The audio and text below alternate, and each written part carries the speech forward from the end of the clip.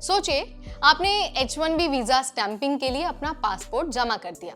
एक हफ्ते में अपडेट आ जाना चाहिए था, लेकिन जब CEAC वेबसाइट पर चेक किया तो वहां सिर्फ एक ही मैसेज दिखा, your search did not return any data.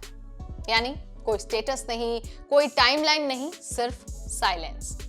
अब सवाल ये उठता है कि आखिर ये हो क्या रहा है? क्या वीजा स्टैंपिंग का प्रोसेस अब पहले से ज्यादा टाइम ले रहा है, या फिर ये कोई सिस्टम की गड़बड़ी है, या फिर वाकई आपका केस अटक गया है? और सबसे बड़ा सवाल, अगर आपको जल्दी ट्रैवल करना है तो अब क्या करना है? नमस्कार, मैं हूं नेहा आपके साथ और आप देख रहे हैं नवभारत टाइम्स।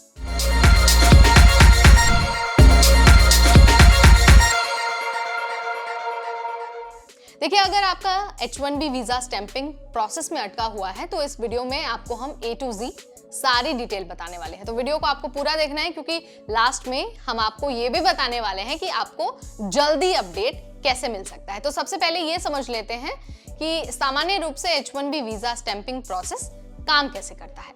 तो पहला स्टेप होता है ड्रॉप बॉक्स सबमिशन। आप पासपोर्ट और जरूरी डॉक्यूमेंट्स VFS ग्लोबल सेंटर में जमा करते हैं। इसके बाद आपका पासपोर्ट US कॉन्सुलेट में भेज दिया जाता है। उसके बाद आती है प्रोसेसिंग की टाइमलाइन। आमतौर पर 5 से 7 बिजनेस डेज में आपको स्टेटस का अपडेट मिल जाता है। कुछ केसेस में 10 से 14 दिन का भी समय लग सकता है। इसके अलावा CEAC वेबसाइट पर स्टेटस देखना, ये भी एक स्टेप का तरीका है। अब आप CEAC वेबसाइट पर अपने केस का स्टेटस चेक कर सकते हैं, लेकिन अभी बहुत सारे लोगों को वहां सिर्फ एक ही मैसेज दिख रहा है, your search did not return any data. ठीक है, तो जैसा मैंने आपको शुरुआत में भी बताया था कि आखिर ऐसा हो क्यों रहा है, अब जरा इसका आंसर जान लीजिए। इसका जवाब 3 कारणों में छुपा हो सकता है। पहला, बैकलॉग और वर्कलोड। पिछले कुछ महीनों में H1B वीजा स्टैंपिंग के लिए रिकॉर्ड संख्या में एप्लीकेशंस आई हैं। US कॉन्सुलेट में प्रोसेसिंग धीमी हो गई है, इसलिए भी स्टेटस अपडेट नहीं हो रहा। नवंबर 2023 से लेकर जनवरी 2024 तक कई लोग 3 से 4 हफ्ते तक इंतजार कर चुके हैं।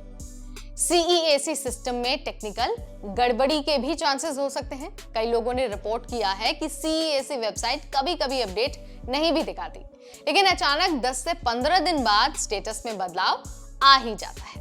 इसका सॉल्यूशन क्या है? देखिए, सॉल्यूशन बहुत सिंपल है।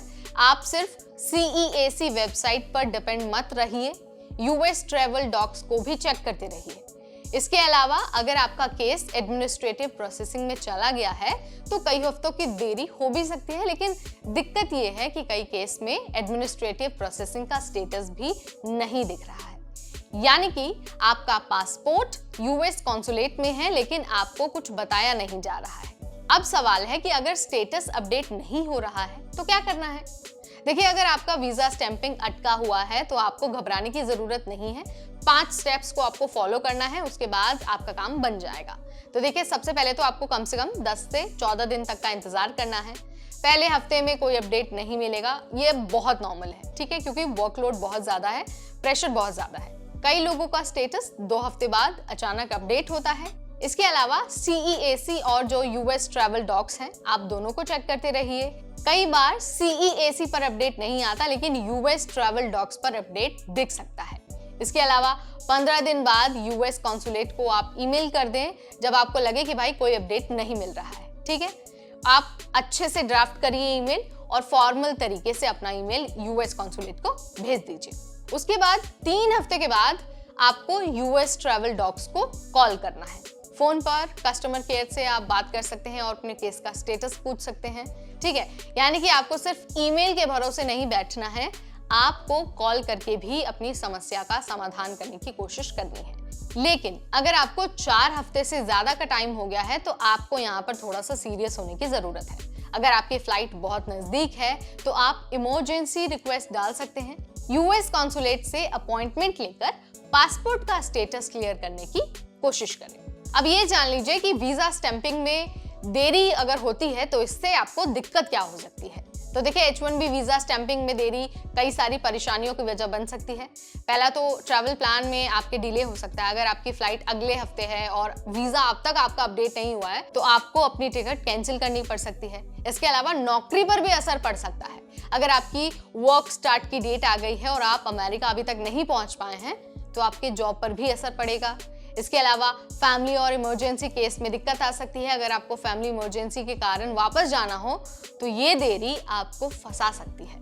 ठीक है, सो अगर आपको भी अपने वीजा स्टैंपिंग में देरी हो रही है तो आप मुझे कमेंट के जरिए अपना एक्सपीरियंस जरूर बताइए कि आपको किस तरह की प्रॉब्लम फेस करनी पड़ रही है।